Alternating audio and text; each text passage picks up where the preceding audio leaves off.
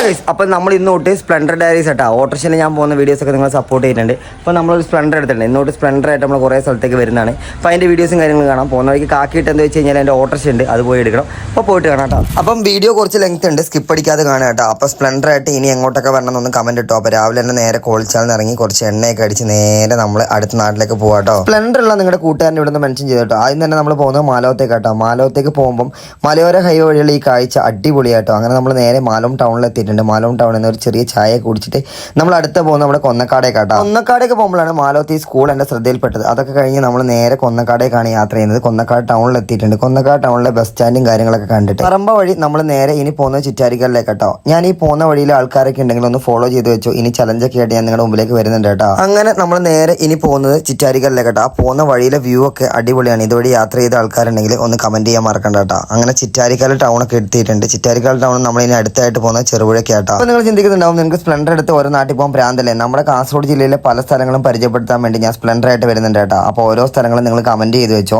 അപ്പോൾ നമ്മൾ നേരെ ചെറുപുഴ എത്തിയിട്ടുണ്ട്. ചെറുപുഴയിൽ നമുക്കൊരു ഫോളോവറെ കിട്ടിയിട്ടുണ്ട്. അങ്ങനെ ഫോളോവറുടെ വർത്താനൊക്കെ പറഞ്ഞ് ഇനി നമ്മൾ തിരിച്ച് നമ്മൾ പോകുന്നത് കടുമേനിക്ക് കേട്ടോ. മിക്കവാറും ചലഞ്ച് വീഡിയോസ് ഒക്കെ ഇടുമ്പോൾ എനിക്ക് ആദ്യം വരുന്ന കമന്റാണ് നമ്മുടെ കടുമേനിക്ക് വരുമോ. അങ്ങനെ ഞാൻ കടുമേനിക്ക് പോകുന്ന വഴിക്കാണ് ബോംബെ മുക്ക് എന്ന് പറഞ്ഞ ഈ ടൗൺ കണ്ട കേട്ടോ. അതെനിക്ക് ഭയങ്കര അത്ഭുതമായിരുന്നു.